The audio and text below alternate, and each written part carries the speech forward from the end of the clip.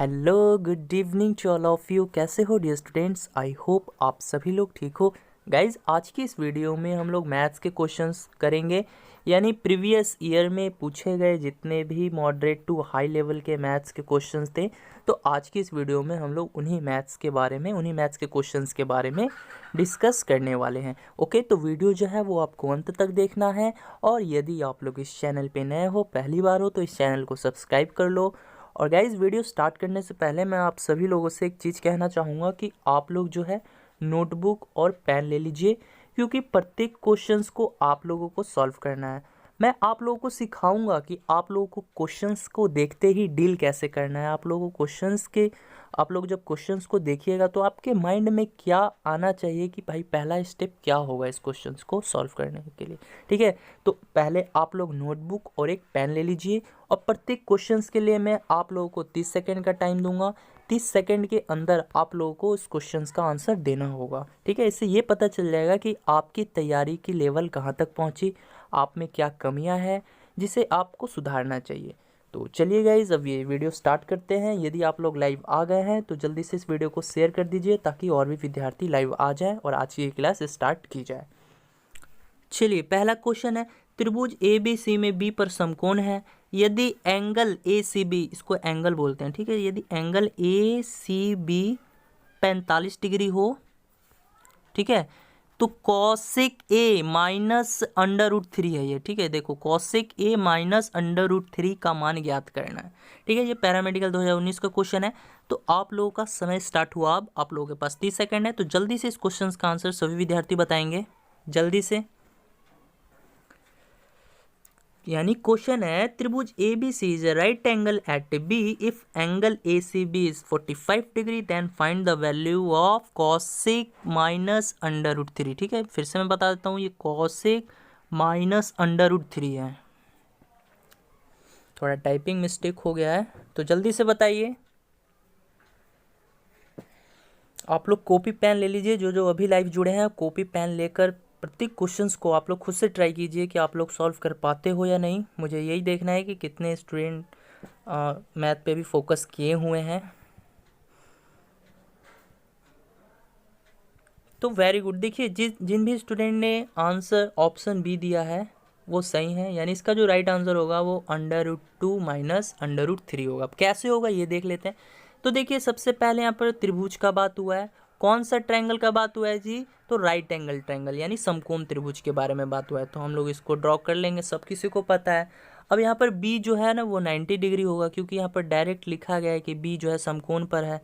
तो ये बी हो गया, ये ए हो गया, और ये सी हो गया। ठीक है, अब यहाँ पर आप लोग को दिया हुआ है, क्या दिया हुआ है? तो एंगल ए सी बी जो है वो 45 डिग्री है, इतना दिया हुआ है।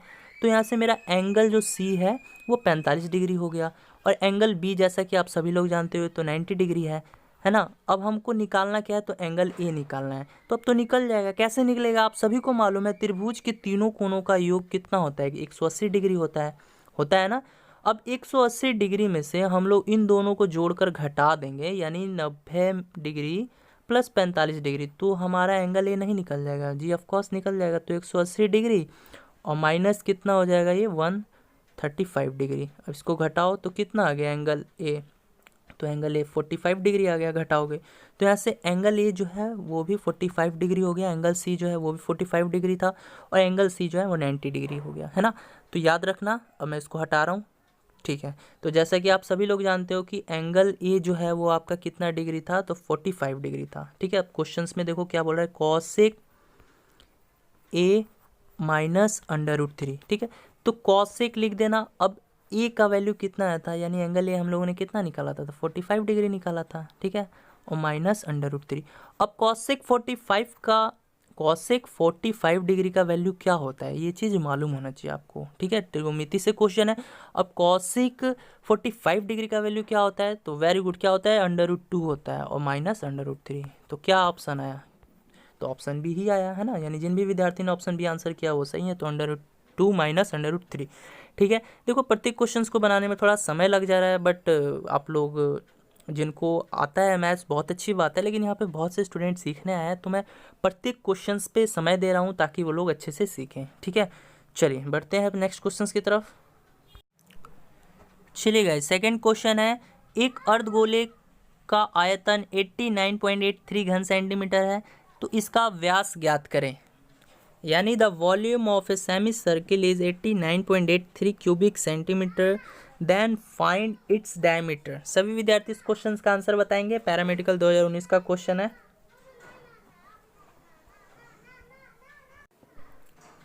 जल्दी से बताएंगे, आप लोगों के पास 30 सेकेंड का समय है।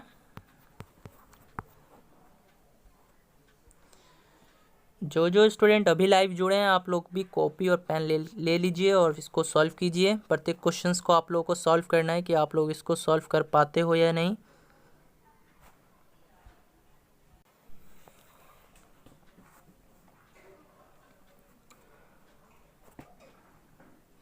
तो वेरी गुड, यानी जिन भी स्टूडेंट ने आंसर ऑप्शन बी यानी 7 सेंटीमीटर दिया है वो सही है। तो देखिए इसको सॉल्व कैसे करेंगे। तो सबसे पहले आपको ये मालूम होना चाहिए कि अर्धगोले का आयतन क्या होता है, इसका फॉर्मूला क्या होता है। तो क्या होता है, तो 2/3 पाई आर क्यूब, ठीक है, ये होता है। अब इसका अर्धगोले का आयतन ये कितना दे रखा है, तो ये दे रखा है आपको 89.83 घन सेंटीमीटर दे रखा है ना, इतना। तो अब यहाँ से आप लोग आर क्यूब निकाल सकते हैं ना, तो आर क्यूब बराबर क्या हो जाएगा, तो 89.83, ठीक है, समझ गए ना। और यहाँ से पाई को आप लोग 22/7 लिख लो, एक काम करो यहीं पे, ठीक है। तो देखिए 3 में यानी 3 में 7 से गुना करोगे तो 21 आ जाएगा, तो गुना 21 में यहाँ कर दूंगा और फिर बटा में क्या कर दूंगा, 2 में जब आप लोग 22 से गुना करोगे तो 44 आ जाएगा, यानी 44 आ जाएगा, तो मैं 44 लिख दूंगा। तो यहाँ से आर क्यू बराबर कितना आ जाएगा, अब आप लोग इसको सॉल्व कीजिएगा तो ये आ जाएगा 1886.43, ठीक है, बटा में 44, ठीक है। तो यहाँ से आर बराबर जो है आप लोग सॉल्व कीजिएगा इसको अच्छे से, तो आर क्यू बराबर जो है आपका आ जाएगा, कितना आ जाएगा, तो 42.83, ठीक है। यानी कहने का मतलब अब दोनों तरफ आप लोग जब क्यूब रूट करोगे तो ये आर बराबर जो है आपका 3.5 आ जाएगा, ठीक है। तो आर बराबर 3.5 आ जाएगा। आप लोग इसको एक अच्छे से सॉल्व कीजिएगा, ठीक है, गुना भाग आप लोग कीजिएगा, गुना भाग अच्छे से कीजिएगा, तभी आपका कैलकुलेशन स्ट्रांग हो सकता है, ठीक है। तो यहाँ से आर बराबर जो है 3.5 आ गया। अब आप लोग को निकालना क्या है, ब्यास निकालना है। तो ब्यास का मतलब क्या हुआ, यानी आर का वैल्यू जो आपका 3.5 आया है, देखिए ब्यास का मतलब क्या हुआ, यदि आर बराबर 3.5 आया है आपका, तो इसमें 2 से गुना कर दोगे तो वही जो है आपका व्यास हो जाएगा, इसका डायमीटर हो जाएगा। तो कितना आंसर आ गया, 7 सेंटीमीटर आ गया, ठीक है, समझ में आ गया ना। तो इसका जो व्यास है, आर का वैल्यू 3.5 आया, इसमें 2 से गुना कर दो, यही जो है आपका क्या हो जाएगा, तो व्यास हो जाएगा। तो 7 सेंटीमीटर आपका आंसर हो जाएगा। बढ़ते हैं नेक्स्ट क्वेश्चन की तरफ। ठीक है, नेक्स्ट क्वेश्चन है, यदि एक वस्तु के विक्रय मूल्य को दुगना किया जाता है तो उसका हानि प्रतिशत बराबर लाभ प्रतिशत में परिवर्तित हो जाता है। तो हानि प्रतिशत क्या है, ठीक है। देखिए पैरामेडिकल 2019 का क्वेश्चन है और बहुत ही स्टूडेंट मुझसे ये क्वेश्चंस पूछे भी थे कि सर ये क्वेश्चंस बताइए, मुझसे नहीं बन रहा है, तो इसीलिए मैंने आज की इस वीडियो में इस क्वेश्चंस को लिया हुआ है, ठीक है। यानी क्वेश्चन है, if the selling price of a commodity is doubled, its loss percentage is converted into an equal profit percentage, then what is the loss percentage, ठीक है। तो इस क्वेश्चन को सॉल्व कैसे करेंगे बेसिकली, तो पहले आप लोग सॉल्व कीजिए। 30 सेकेंड जो है मैं आपको दे रहा हूँ टाइम, सभी विद्यार्थी बताएंगे, जल्दी से सॉल्व कीजिए क्वेश्चंस को।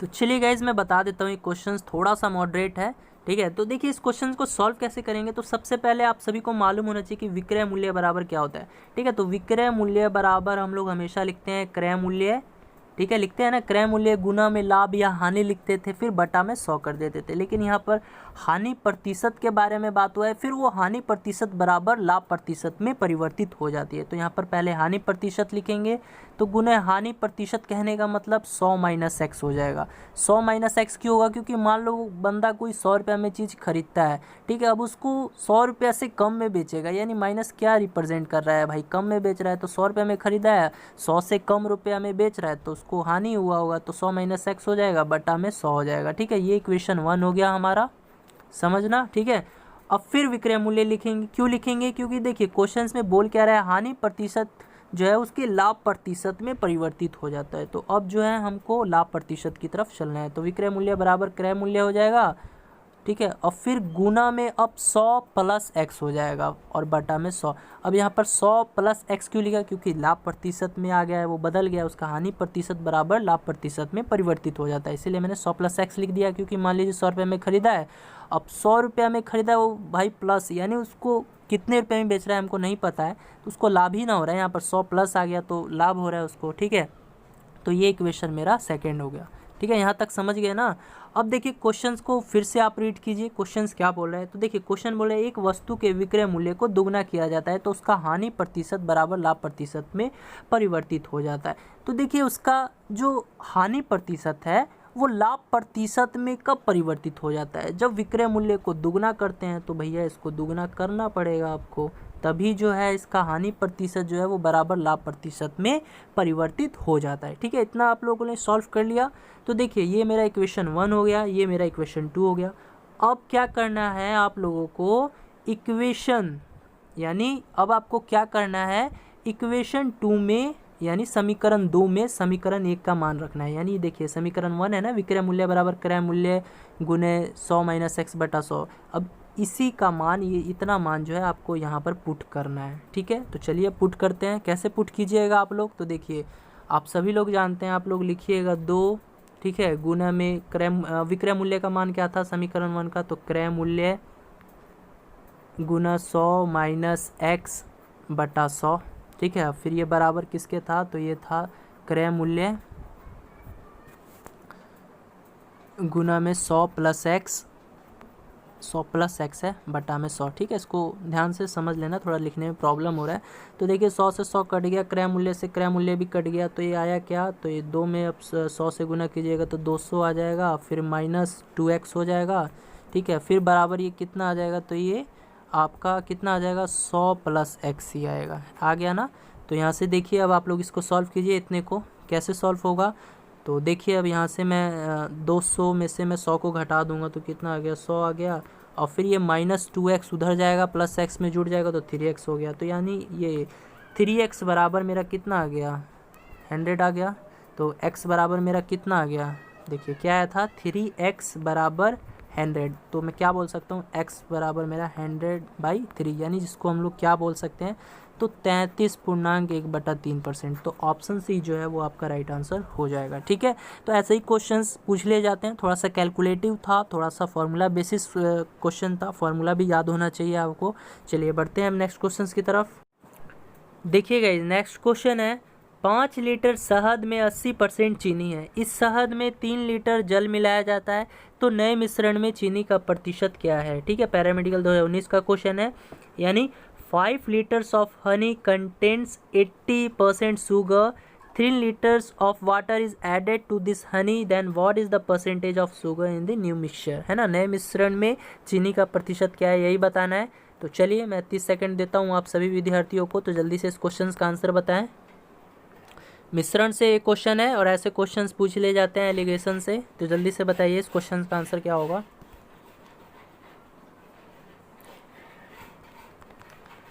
जल्दी से बताइए।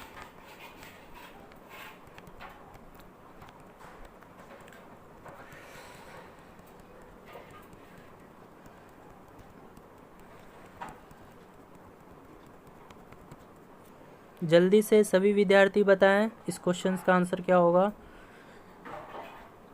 चलिए गाइज इस क्वेश्चंस को सॉल्व करते हैं। देखिए इसमें बेसिकली इस शहद में जो है ना किस किस चीज़ का मिश्रण है, चीनी और पानी का ही, ठीक है, चीनी और पानी का ही मिश्रण है।